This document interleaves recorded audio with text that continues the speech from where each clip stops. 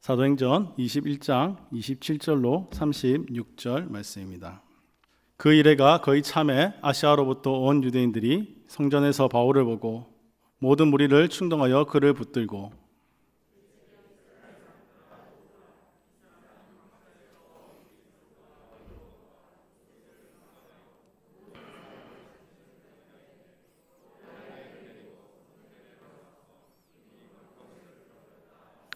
이는 그들이 전에 에베소 사람 드로비모가 바울과 함께 시내에 있음을 보고 바울이 그를 성전에 데리고 들어간 줄로 생각함이로라.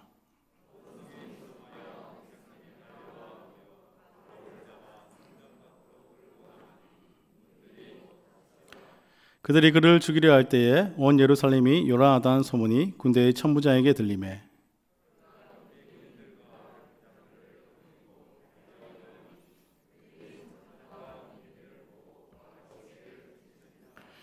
이에 천부장이 가까이 가서 바울을 잡아 두 쇠사슬로 결박하라 명하고 그가 누구이며 그가 무슨 일을 하였느냐 물으니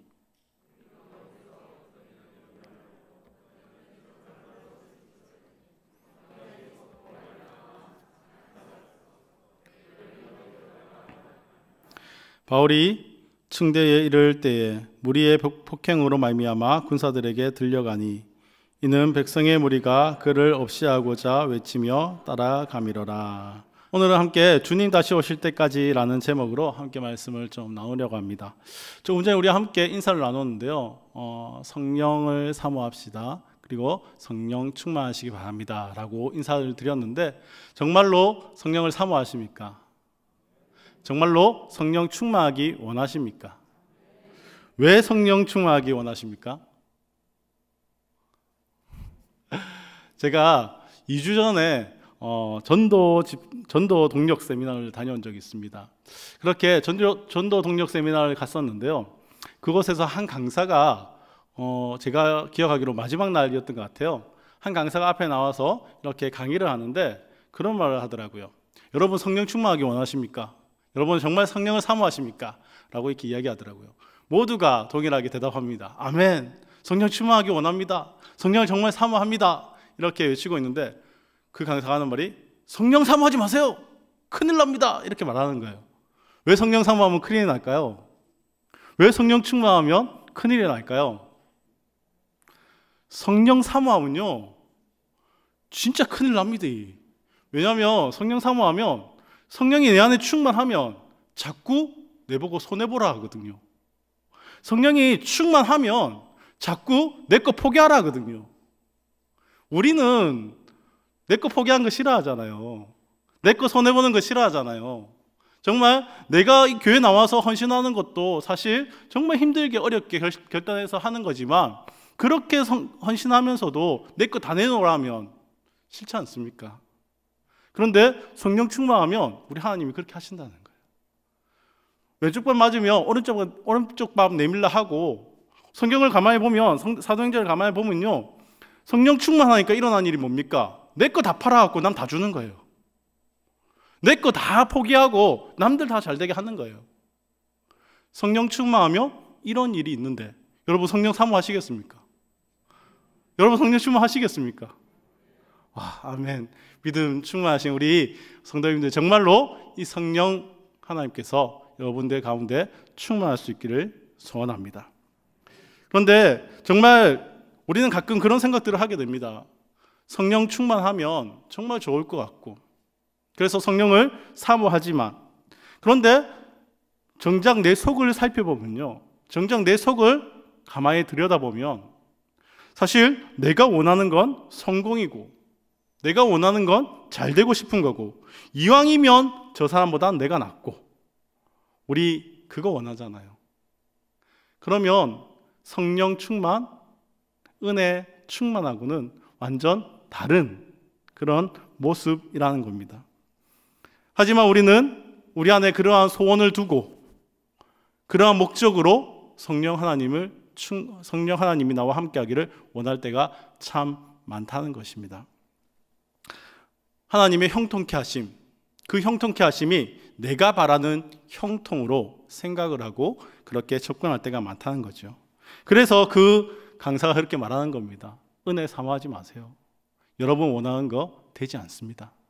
그러니 적당히 은혜 받으세요. 이렇게 말하더라고요. 우스갯소리지만 이 안에 정말 뼈가 있는 그러한 이야기가 아닐까 생각합니다. 우리는 은혜를 사모하고 성령 충만하기를 사모합니다. 그러나 우리가 생각하는 성령 충만과 우리가 생각하는 은혜 충만과 실제 그 성령 하나님께서 임하셔서 우리에게 행하는 일은 다를 수 있다는 것을 우리는 기억했으면 좋겠습니다. 성령 충만은 진짜 좋은 것인데 우리가 세상적 가치관과 기준을 가지고 있다면 그 진짜 좋은 것이 결코 좋지 않을 수 있다는 것이죠. 어쩌면 진짜 은혜를 받는 것은, 진짜 성령 충만한 것은 자기 십자가를 지는 일일 수 있다는 것입니다. 오늘 본문은 사도 바울이 예루살렘으로 돌아온 이후에 성령의 말씀대로 그가 결박당하고 박해받는 것을 기록한 그러한 말씀입니다. 그 성령님이 하신 그 말씀이 성취되어지는 부분이 오늘 우리가 함께 읽은 본문의 말씀이죠. 사도 바울은 다메섹 도상에서 예수님을 만난 이후에 성령 충만함을 받습니다. 그리고 가는 곳마다 그는 복음을 증거하는 삶을 살았습니다. 유대인 중에 유대인이었던 그는 하나님의 부르심으로 이방인의 사도가 되었고요. 그는 아시아로 또 마게도니아로 또 아덴으로 곳곳을 누비면서 복음을 증거하는 삶을 살았습니다. 말 그대로 성령이 이끄시는 대로 성령의 충만한 삶을 살았다라고 말할 수 있습니다. 그러면 우리의 형통케 하시는 그 하나님께서 성령의 충만함이 있다면 그의 모든 삶에서 이제는 성공의 가도를 달릴 수 있도록 그렇게 해주셔야 되지 않을까요? 물론 때론 사랑하는 성도들을 만나서 함께 협력하기도 했고 환영받을 때도 있었습니다. 그러나 이 사울의 대부분의 삶은 반대자를 만나고 박해를 받는 경우가 참 많았다는 것입니다. 오히려 성령 충만하니 어려운 삶들이 그를 기다리고 있었다는 것이죠. 그럼에도 열심히 섬기고 따랐습니다. 성령님이 하라는 대로, 성령님이 이끄시는 대로 그렇게 온전히 순종하며 살았습니다. 그런데 그가 예루살렘에 가게 되면, 그렇게 이끄시는 대로 살았는데 그가 예루살렘에 가게 되면, 그러면 기다리는 것이 있다. 그런데 그것이 무엇이냐? 결박과 환난이 너를 기다린다라고 성령이 이야기한다는 것입니다. 주님이 이끄시는 대로 정말 온전히 순종하고 살았는데 나에게 남는 것이 결박과 환난이다. 여러분은 어떠한 마음이었을까요? 사울은 어떠한 마음이었을까요? 그런데 더 힘든 것은 이렇게 환난과 결박이 나를 기다리고 있다는 것을 알면도 불구하고 예루살렘으로 가야 한다는 것, 그것이 하나님의 뜻이라는 것, 그것을 안 바울은 얼마나 마음이 무거웠을까요? 내가 진짜 이 길을 가야 되나? 그런 생각들이 아마 그에게 들었을 것입니다. 그런데 바울만이 이러한 자신에게 처할 일들을 알았던 것은 아닌 것 같습니다. 이 사도행전을 가만히 살펴보면 바울이 지나가는 그 경로마다 이 바울을 말리는 사람들이 나타나게 됩니다. 성경에는 그들을 가리켜 이렇게 말합니다. 그들이 성령의 감동으로 말미암아 예루살렘에 갔을 때에 바울이 어떠한 일을 당할지를 알았다. 이렇게 기록하고 있다는 것이죠. 그것을 안 이들은 어떻게 했습니까? 바울이 예루살렘에 가는 것을 막는 것입니다. 가지 마세요. 거기 가면 결박이 기다리고 있습니다. 거기 가면 환난이 기다리고 있습니다. 그러니 가지 마세요. 아마 바울은 그런 생각이 들지 않았을까요? 성령 하나님께서 나에게 이 환상을 보여주시고 나에게 이 환난과 핍박이 기다릴 거라고 말씀하셨는데, 그런데 동일한 성령의 감동을 받은 그들이 나를 말리고 있다. 어떠한 일이, 어떤 것이 하나님의 뜻일까? 어쩌면 사실은 자신이 그 환난과 그 핍박을, 그 결박을 피하고 싶은 마음이 있었기에 이것을 좋은 구실 삼아서 합리화하고 그 길을 가지 않을 수도 있었을 것입니다. 그러나 바울은 분명히 자신이 가야 할 길을 알았다는 것이죠. 많은 사람들의 만류에도 불구하고 그래서 그는 예루살렘을 향해서 가게 됩니다. 그는 밀레도에서 예배소 장로들과 함께 눈물의 이별식을 마치고 예루살렘을 향해 갔습니다. 예루살렘에 들어오니 많은 사람들이 그를 환영합니다. 그런데 예루살렘에 있는 장로들이 또 그에게 걱정을 가지게 됩니다. 혹여나 이 바울이 그동안 있었던 그러한 행적들 가운데에서 유대인들로부터 좀 미움받을 만한 것들이 있었기에, 그래서 이 유대인들을 위해서 당신이 정결 예식을 좀 취했으면 좋겠습니다 라고 이야기했던 것이죠. 그래서 이 바울은 이 유대인들을 또 그들에게도 하나님의 이 복음을 전하기 위해서 그들을 생각하며 그들을 사랑하며 이 정결 예식마저도 치르게 되었습니다. 그렇게 정결 예식을 마칠 때쯤 오늘 본문의 사건이 벌어지고 있는 것입니다. 본문 27절 말씀을 살펴보니 바울이 예식을 마치고 나올 때쯤 아시아로부터 온 유대인들을 만나게 되었다라고 기록합니다. 이들은 예배소에서 온 유대인들입니다. 오순절을 지켜서 이 성전을 방문하여서 그 거룩을 지키기 원했던 것이죠. 그런데 알고 보니 이들이 바로 예배소에서부터 바울을 대적하던 그러한 유대인들이었다는 것입니다. 그런데 하필 이 정결 예식을 마치고 나오는 그때 이곳 성전에서 그 유대인들을 만나게 되었다는 것입니다. 이들은 바울을 보자마자 주변 유대인들을 충동하기 시작합니다. 그리고 바울을 붙잡고 고발했습니다. 그 고발의 내용인 즉슨 첫째는 모든 지역에서 백성과 율법과 성전을 비방했다는 것이죠. 둘째는 엄격한 성전법을 어기고 헬라인을 성전 안으로 들여보냈다는 것입니다. 하지만 이들의 고발은 감정에 사로잡혀서 근거조차 제대로 되지 않은 그러한 고발이었습니다. 바울은 유대 백성도 또 율법도 성전도 비방한 적이 없습니다. 오히려 그는 예수 그리스도로 말미암아 성전과 백성과 율법이 완성되었음을 전하였고 예수를 따라야 함을 전하였을 뿐입니다. 오히려 진정한 영광을 드러내려 했던 것이죠. 또한 성전법을 어긴 일도 없었습니다. 헬라인을 성전 안으로 들여보냈다는 것은 오해였던 것이죠. 그들은 바울의 동력자였던 이 예배소 사람 드로비모, 그가 바울과 함께했던 그 모습을 보고 아마 이 성전도 그가 데리고 들어갔을 것이다 라고 추측하여서 고발한 것뿐이기 때문입니다. 이들은 이런 오해들로서 바울을 고발하고 붙잡았습니다.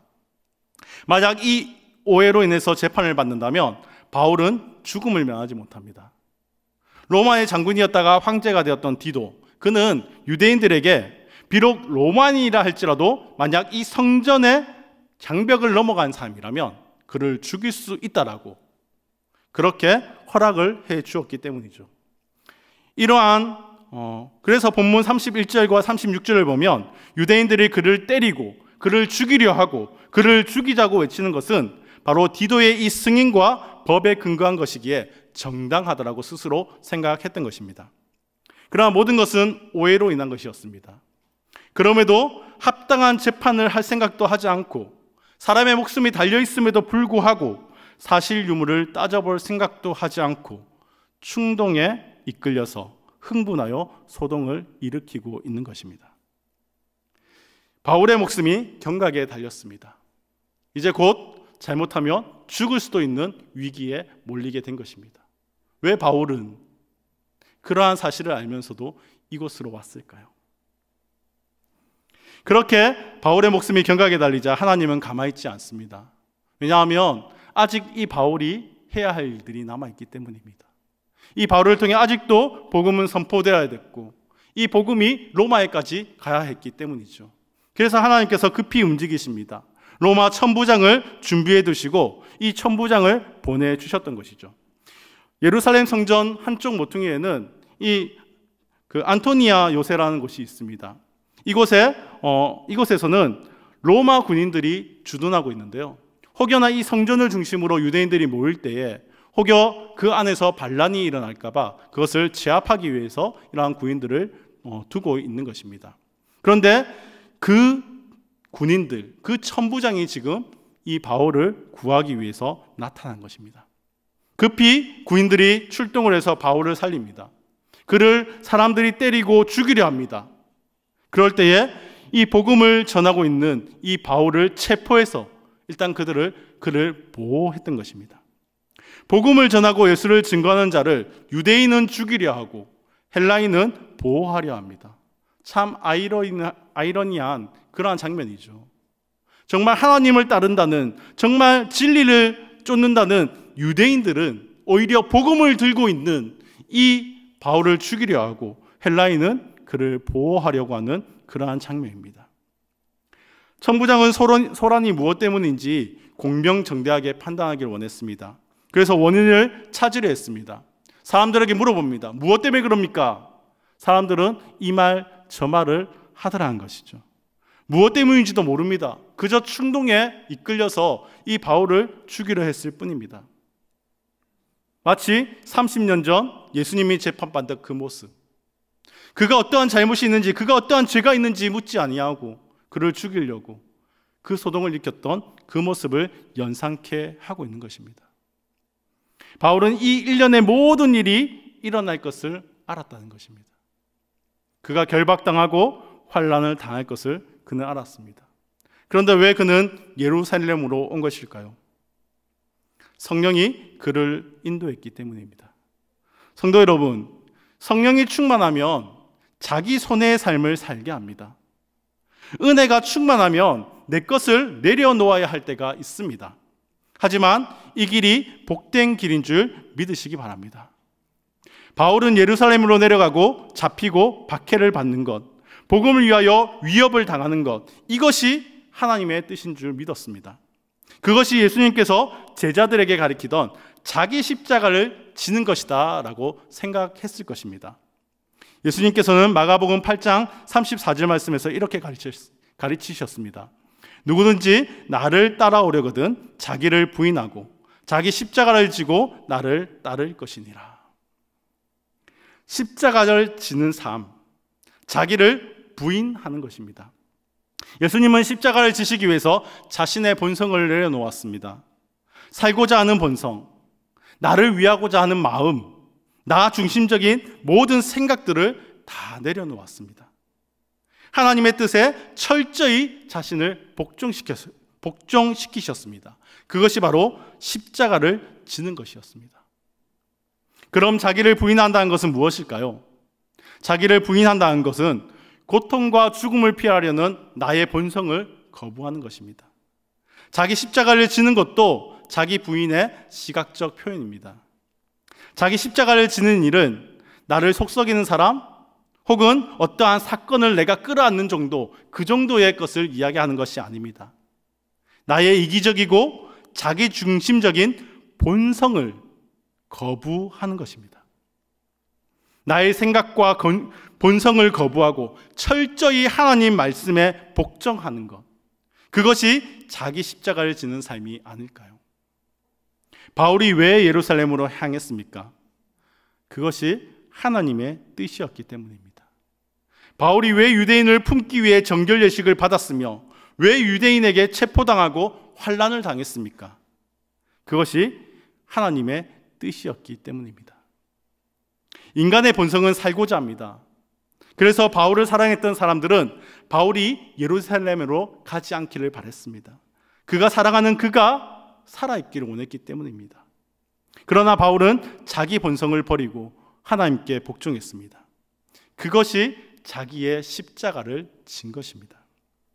성령 충만하게 되면 우리에게 자기 십자가를 지라고 요구하십니다. 철저히 자신을 내려놓고 하나님을 따르라고 이야기합니다. 하나님을 따르는 길은 바울과 같이 환난이 기다릴 수도 있습니다. 그럼에도 복종해야 하는 것. 그런데도 불구하고 여러분은 성령 충만하기를 원하십니까? 그럼에도 저는 여러분에게 성령 충만을 사모하라고 권면하고 싶습니다. 왜일까요? 성령 충만으로 인해서 우리가 자기 손해를 입을 수도 있습니다. 자기를 부인한다는 것은 자기 중심적인 생각을 내려놓는 것입니다. 분명 자기 손해의 부분이 있다는 것이죠. 그런데 그렇게 사는 바울의 모습, 그 바울의 모습 속에는 결코 억울해하거나 결코 힘들어하는 모습을 찾아볼 수 없다는 것입니다. 그는 오히려 예배소 교회의 장로들과 이별을 하며 그가 설교하는 가운데 이렇게 말합니다. 사도행전 20장 24절 말씀입니다. 내가 달려갈 길과 주 예수께 받은 사명 곧 하나님의 은혜의 복음을 증언하는 일을 마치려 하면은 나의 생명조차 조금도 귀한 것으로 여기지 아니하노라. 사람은 자기 생명을 가장 귀한 것으로 여기게 되어 있습니다. 그것이 본성입니다. 그럼에도 불구하고 지금 바울은 자기 생명조차 귀한 것으로 여기지 않겠다고 고백합니다. 이미 바울은 자기 십자가를 질 마음이 있었던 것입니다. 도대체 성령 충만이 주는 행복과 기쁨이 무엇이기에 자기 생명조차 귀하게 여기지 않는 것일까요? 자신의 행복을 추구하는 그 본성마저 버리게 하는 그 성령 충만의 은혜가 무엇이기에 바울은 이토록 이러한 힘들고 어려운 그 삶을 결코 포기하지 않았던 것일까요? 고린도전서 9장에서 보면 바울은 복음을 전하기 위해서 자기의 모든 권리를 포기하는 것, 그것을 자신의 자랑이라 고백하는 모습을 보게 됩니다. 자기를 내려놓고 하나님을 따르는 삶, 그 삶이야말로 나의 자랑입니다. 하나님을 위해서 나의 것을 모두 다 포기하는 그것이야말로 나의 행복입니다. 내가 여러분에게 내가 자랑할 것이 단 하나 있는데 하나님께 복종하는 것, 그것이 나의 자랑입니다 라고 말하고 있다는 것이죠. 왜 이렇게 이야기하는 것일까요? 바울은 오늘 사건 이후에 유대인들 앞에서 자신을 변호합니다. 나는 결코 당신들이 말하는 그 죄를 짓지 않았습니다. 나는 예수 그리스도를 만나고 사도로 부르심을 받아서 예수를 증거하는 일을 했을 뿐입니다. 나는 여러분이 말하는 그 어떠한 죄를 짓지도 않았습니다라고 자신을 그렇게 이야기합니다. 그 가운데 그는 내가 이토록 변한 것은 예수님을 만났기 때문입니다 라고 이야기합니다. 예수를 만나고 성령 충만을 받으니 세상적 가치관으로 살지 않고 변하게 된 것이라는 것입니다. 더 이상 세상의 성공이나 복이 그의 기쁨이 아닙니다. 세상의 성공과 복을 따르려면 너무 힘듭니다. 아무리 많이 가져도 만족함이 없습니다. 아무리 애를 써도 염려와 근심이 사라지지 않습니다. 우리가 세상적 그 복을, 세상적 성공을 따른다면 그러한 고통이 늘 따른다는 것이죠. 결코 사람이 생각하는 복으로는 만족함을 누릴 수 없다는 것입니다. 그런데 자기 십자가를 지고 하나님을 따르니, 나의 십자가를 지고 하나님을 따르니 염려도 없고 근심도 사라졌다는 것입니다. 결코 만족할 수 없었던 것이 해결되어집니다. 마음의 평안과 기쁨이 생깁니다. 그래서 그는 빌립보서 4장 12절 13절 말씀에서 이렇게 말합니다. 나는 비천에 처할 줄도 알고 풍부에 처할 줄도 알아. 모든 일 곧 배부름과 배고픔과 풍부와 궁핍에도 처할 줄 아는 일체의 비결을 배웠노라. 내게 능력 주시는 자 안에서 내가 모든 것을 할 수 있느니라. 아멘. 내게 능력 주시는 자 안에서 내가 모든 것을 할 수 있느니라. 가진 것이 없어도 만족할 수 있습니다. 어려움 속에 있어도 기뻐할 수 있습니다. 그 이유가 무엇입니까? 내게 능력 주시는 자 안에 있기 때문입니다. 예수 그리스도를 만나고 성령의 충만함을 받으니 내게 능력 주시는 자 안에 있게 되었고, 그로 인해 내가 가진 것이 없어도 만족할 수 있고 어려움 속에 있어도 기뻐할 수 있다는 것입니다. 그래서 바울은 각 교회에 편지를 쓰며 문안을 할 때 항상 마지막에 이렇게 말합니다. 예수 그리스도의 은혜가 너희 심령에 있을지어다. 우리 가운데 성령 충만함이 있을 때, 우리 속에 예수 그리스도가 있을 때 세상이 알지 못하는, 세상이 줄 수 없는 참된 평안과 기쁨이 있음을 믿으시기 바랍니다. 사랑하는 성도 여러분, 여러분은 세상적 복이나 형통을 위해서 성령 충만을 사모하십니까? 나 중심적 생각에서 하나님의 은혜를 사모하십니까? 그러면 포기하시기 바랍니다. 하나님의 성령 충만은, 하나님의 은혜는 그런 것이 아니기 때문입니다. 세상적 기준을 내려놓으십시오. 자기 중심적 생각을 내려놓으십시오. 주님께서는 주의 백성이 자기를 부인하고 자기 십자가를 지기를 원하십니다. 왜냐하면 그 길이 더 복되기 때문입니다. 그 길 끝에 바로 우리 주님이 서 계시거든요. 십자가의 길인 것 같고 환난과 결박의 길인 것 같지만 그 길 끝에 우리 주님이 서 계시기 때문입니다. 앞서 말한 것과 같이 성령 충만을 하면 손해를 보라고 우리에게 이야기합니다. 은혜 받으면 우리에게 더 헌신하라고 이야기합니다. 더 애써 고생한 것처럼 보이도록 살게 한다는 것입니다. 그런데 바울은 스스로 그 길을 찾아갔습니다. 하나님께 복종하면, 성령 충만하면 세상이 줄 수 없는 평안과 기쁨이 있기 때문입니다. 그 평안과 기쁨, 그것은 무엇과도, 심지어 생명과도 바꿀 수 없는 그러한 행복이기 때문이죠. 분명히 아시기 바랍니다. 성령 충만함은, 하나님의 은혜는 여러분이 생각하는 복과 다를 수 있습니다. 여러분에게 더 헌신을 요구하고 자신의 이익을 포기하라고, 자기를 부인하라 할 것입니다. 자기 십자가를 지라고 이야기할 것입니다. 그러나 자기 십자가를 지시기 바랍니다. 그것이 우리에게 복입니다. 자신을 모함하고 박해하는 가운데서도 견뎌내고 그 앞에서 복음을 전하게 할 용기와 확신을 주며 환난과 박해조차도 기쁨으로 받을 능력과 마음을 주시는 그 은혜가 성령 충만한 가운데 있기 때문입니다. 그러니 성령 충만하시기 바랍니다. 말씀은 우리에게 이렇게 말합니다. 나로 말미암아 너희를 욕하고 박해하고 거짓으로 너희를 거슬러 모든 악한 말을 할 때에는 너희에게 복이 있나니 기뻐하고 즐거워하라. 하늘에서 너희의 상이 큼이라. 기뻐하고 즐거워하라. 하늘에서 너희의 상이 큼이라. 믿으시기 바랍니다. 성령 충만하여 하나님을 위해 살아갈 때, 성령 충만하여 하나님께 복종하며 살아갈 때 하늘의 상이 우리를 기다리고 있다는 것입니다. 사도 바울은 그 하나님을 발견했습니다. 그 하나님의 상을 발견했습니다. 우리 지난 시간 이곳에 오셨던 이인호 선교사님 기억하지 않습니까? 좋은 환경들이 펼쳐 있음에도 불구하고 그것을 외면하고 다시 자신에게 주신 그 사명의 땅으로 가셨던 이유가 무엇일까요? 왜 더 힘들고 어려운 그 길을 가셨을까요? 그것이 하나님의 뜻이기 때문입니다.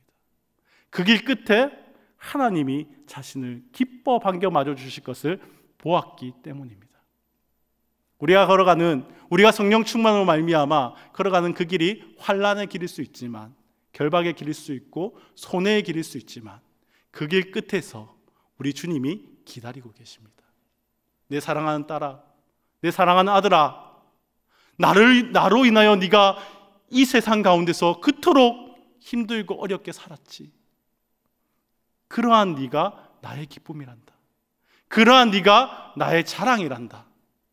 우리 하나님이 그렇게 기뻐 반겨하며 우리를 맞이해 주실 것이기 때문입니다.